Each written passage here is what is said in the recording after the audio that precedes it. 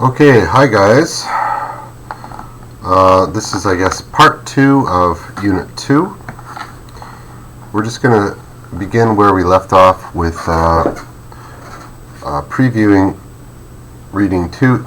The title of the article is Eating with Our Eyes. And this is a magazine article about food to photography. We're going to be looking at basically the appearance of food and how it affects us. We've already thought of this in the earlier reading, but we're going to look at it more specifically. Food photography. So to preview, you can write down a couple sentences. What do you already know about this topic? Okay, if you have any clue. If you don't, that's fine, but you can make a guess. There's a quick write. Do you post pictures of food you eat on social media? So why or why not? Some people do this quite often. I have a few friends who go to a restaurant and take photos of their dish. If it's maybe a special occasion, more than not. But even if they're what's called a foodie, okay, a foodie is someone who really enjoys delicious dishes and finding new restaurants and trying out some around the corner restaurants or far away to find food that suits their palate. A foodie doesn't have to be a professional food critic, but they're usually very interested in finding a delicious restaurant. So more and more often you might find on Facebook or Kakao or whatever social media you use the most, you might see some pictures of food. Do you do it? Why or why not? So write a few sentences about that. Vocabulary, you already know about this, but let's look through some of these words. Arrange, artistic, be willing to, identical, influence, in terms of, method, occasion, principle, and status symbol. All of these words and phrases will be in the following section, reading 2, so please practice. And there is a online practice as well. When you get through, it'll say investigate, read the article, gather information about what makes food attractive, what makes it look good. Okay, so you'll be given the article over the next couple of pages, as well as some references here if you want to read more. Remember, these are actual articles. There's a vocabulary section. Oh man. Okay, just had to clear some answers. Vocabulary section at the bottom, you can fill in the missing definitives, which are in bold. So work through the vocabulary. There's an online practice here for more practice. Restate the main idea of the article, A, B, C, or D. As well, part D is identify. Again, we've done all these sections before in previous unit, but here we can read the main ideas, write the paragraph number where they are found. So which paragraph number it is. True or false. If it is false, correct the sentence to make it true. So you have to go back and through the reading to find those answers. Identify. Read the sentences, they tell you where they are, and answer the questions. Interpret. Check each of these boxes which statements you can infer from the reading. So which of these statements are not explicitly told to you by Article 2, but which are inferred. So you are given enough information to basically guess that these are true or false statements based on what the article has told you. They don't tell you directly, you have to infer it. So you basically take the information that you're given and tell me if these are correct or incorrect. Okay, check those which are true, which you can infer. Compose. Is it important for you, for food to be presented in a neat or artistic way? Write a paragraph. You don't have to write that much. You can give me a few sentences in response. Do you think it's important that its presentation is neat, okay, tidy, neat, clean, or artistic? Do you feel that it's a better meal if it looks better? Okay, the video. Do you enjoy trying foods from other countries? Share your opinion. So we're going to take a look, and remember you can always look at the video vocabulary first, and then you'll be going to, and you can watch this video again and again. You've got it in your resources to answer these questions.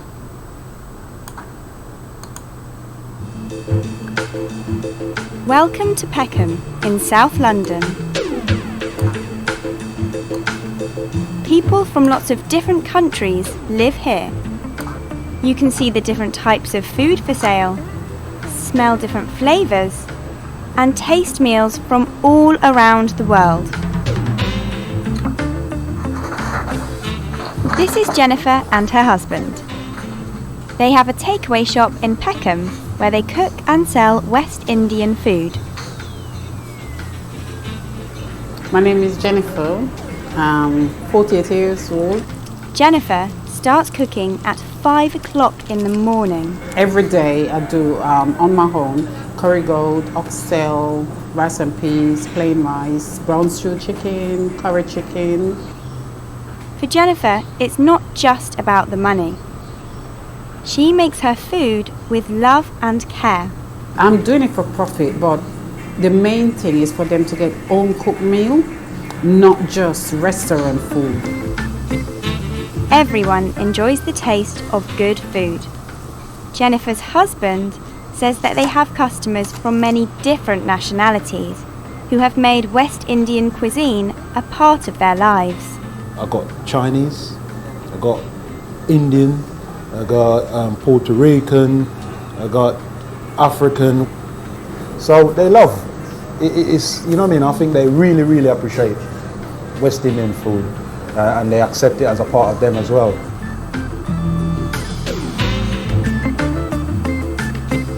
This is Sally.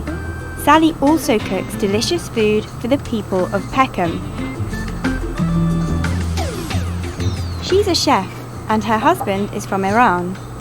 Together, they own an Iranian shop and cafe. We've been in business here for 13 years. She believes we can learn a lot from Iranian mealtimes. Food is the centre of any culture, and it's a lovely way of bringing together different people at the end of the day to share a meal, to sit around a table or a cloth on the floor. This is something that we can all learn from the Middle East in particular, because a daily meal, at least one daily meal, is central to the family. Sally sells Middle Eastern ingredients, but the dishes she cooks include flavours from a mix of nationalities. Like this dish, plantain banana cooked in spices on flatbread. With a bit of Peckham and a bit of Morocco and a whole lot of West Africa. Jennifer and Sally are just a few of the many Londoners who put love and care into their food. So what are the ingredients for a great meal? People from Peckham think you need culture, a mix of flavours, and good friends to enjoy your food with.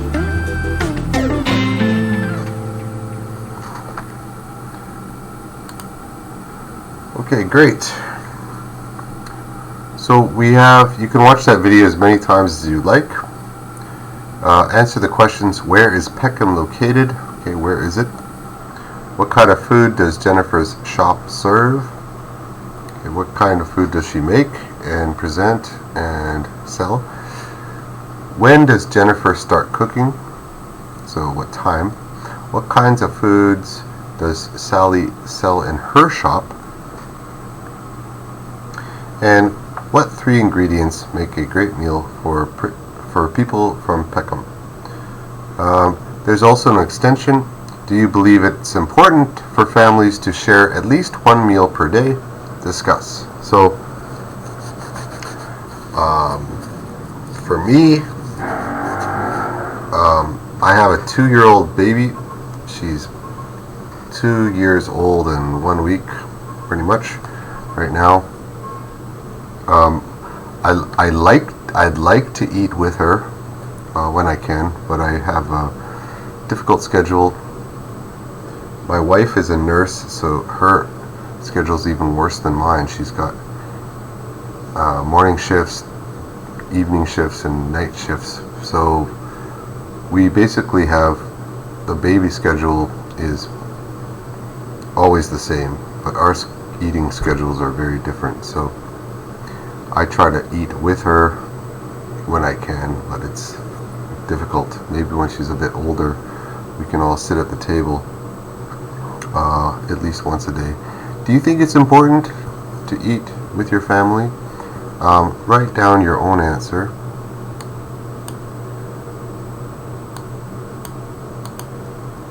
And then there's some more discussion on the next page talking about the synthesis of what we've learned in this unit.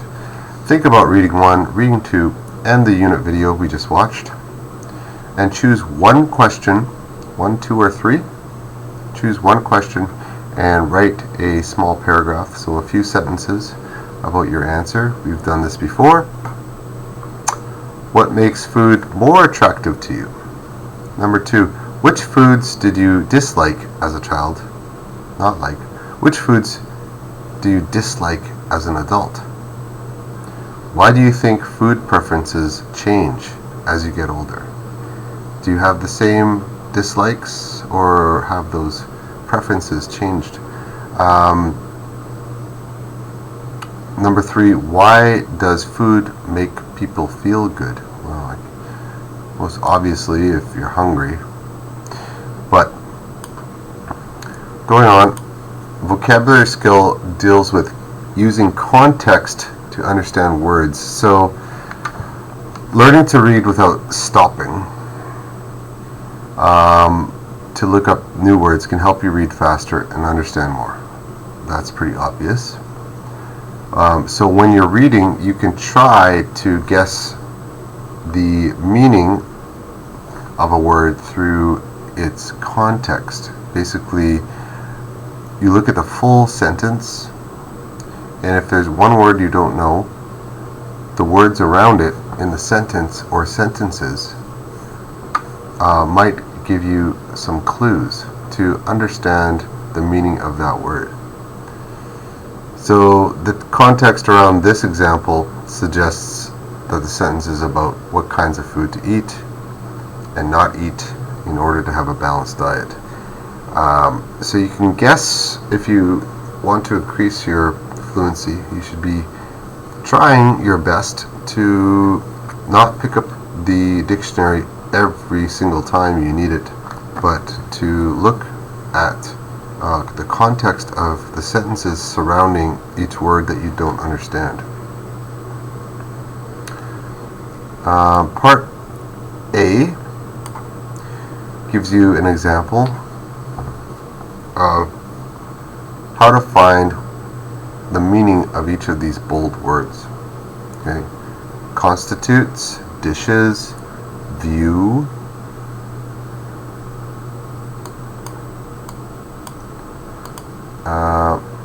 taste, textures, and harmony.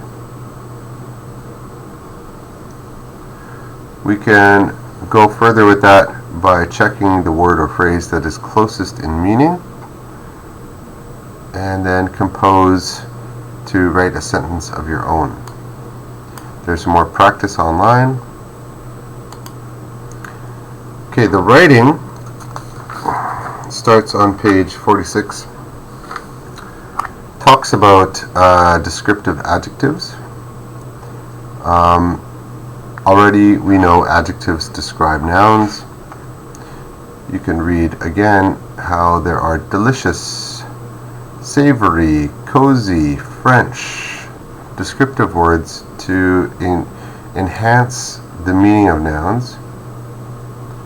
There's a model paragraph.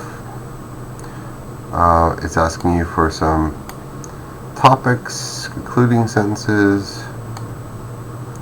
There's a categorization here. Notice the ideas and cross out the ideas which were not used by the author in the last paragraph, the last little story.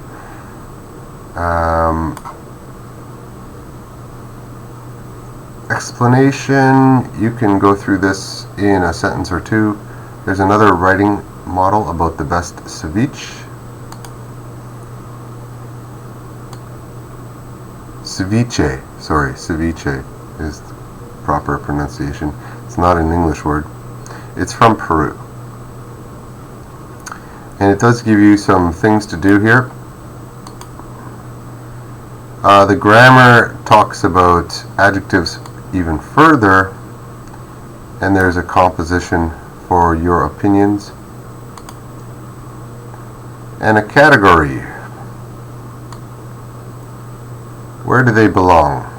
Size, age, shape, color, origin, meaning where are they from, material, what are they made of, and their purpose, or their kind of their type. And there is some more practice as well online. And here we can stop because we don't need to write. It's not going to count towards our final test. So the plan and the writing and the paragraphs for the next 2 pages you don't have to worry about. You can do a self-assessment, but basically I would like you to stop after reviewing the grammar on page 50. Okay, so you should stop here. I'm going to give you this Unit 2